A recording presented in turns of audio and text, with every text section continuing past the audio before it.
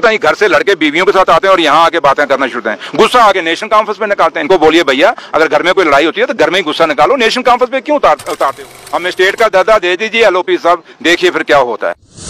आपके 28 MLA BJP के जीते हुए ना, इस एलओपी साहब को पूछो क्या एक पैसा भी वहां दिया गया है जम्मू के अंदर? थोड़ा जो सवाल तो पूछना इनको। सेब के फसल खत्म हो गई है, एक पैसा भी अभी तक आपने अनाउंस किया? आप करते बढ़ते काकड़ी।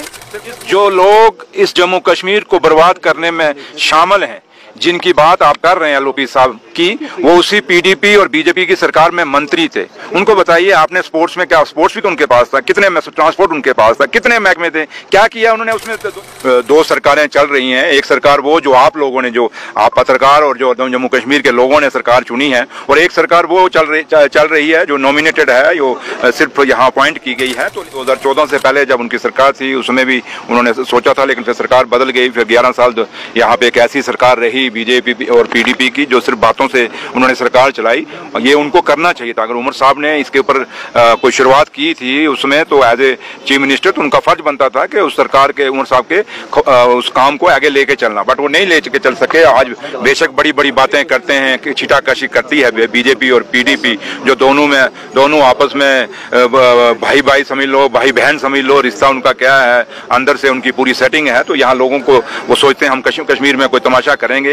ये कश्मीर अब 2014 से पहले वाला जम्मू कश्मीर नहीं है। इस जम्मू कश्मीर ने इन 11 सालों में बड़े अप एंड डाउन देखे, जिसमें अपनी रियासत भी खोई, उसको आईयूटी बनी उन्हीं के दौर में, पीडीपी के दौर और बीजेपी के दौर में। हमारा स्पेशल स्टेटस जो था वो भी इन्हीं के दौर में, बीजेपी और पीडीपी के दौर में गया, और आज वो कहते हैं पता नहीं कौन सा नया कश्मीर बनाएंगे वो। तो लिहाजा आज हमारा जो है ये उमर अब्दुल्ला सरकार है, ये ईमानदारी से चाहती है कि हम जम्मू कश्मीर के लोगों ने हम पे इस ऐसे दौर पे जिम्मेवारी दी है जहां हमारे पास भी बड़ी एक लड़ाई है, क्योंकि यहाँ दो सरकारें चल रही हैं। एक सरकार वो जो आप लोगों ने, जो आप पत्रकार और जो जम्मू कश्मीर के लोगों ने सरकार चुनी है, और एक सरकार वो चल रही है जो नॉमिनेटेड है, जो सिर्फ यहाँ अपॉइंट की गई है। तो लिहाजा सुनवाई तो, क्योंकि अब जिम्मेवारी तो हम पे बनती है, लेकिन हम अपनी जिम्मेवारी से नहीं भागेंगे।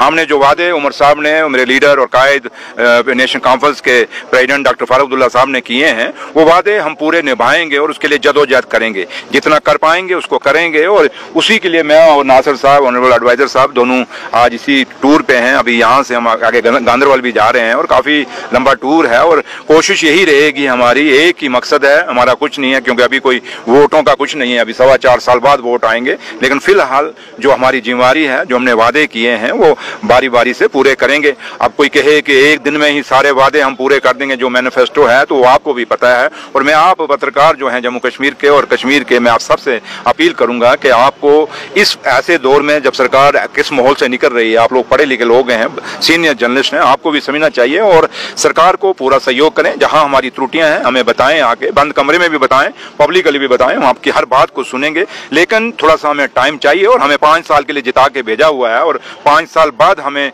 मैनिफेस्टो पे पूछा जाए। अभी तो शुरुआत है, और शुरुआत किस दौर में है और किन हालातों में है ये भी आपको पता है। सिर्फ फर्क इतना है, कुछ चीजें अभी हम बोल नहीं रहे। अभी भी हमें उम्मीद है कि हिंदुस्तान के प्राइम मिनिस्टर साहब ने जो वादा जम्मू कश्मीर के लोगों से किया हुआ स्टेट का, वो जल्दी देंगे। और अभी आप पिछले चंद रोज पहले देखा, हमारे जो लोगों के सेब का खेती करते हैं, आज कितना नुकसान हुआ। जो पीछे फ्लड आया, पूरा गाड़ियां तबाह हो गई, गाड़ियां सड़कों पे खड़ी रही, कई लोगों के बागों में सेब लगे हुए, कोई लेने के लिए नहीं आया। एक बहुत बड़ा नुकसान हुआ है। जम्मू सूबे के अंदर आपने देखा सब कुछ तबाह हो गया, पुल गिर गए, सड़कें गिर गई, और वहाँ लोगों की फसलें तबाह हो गई।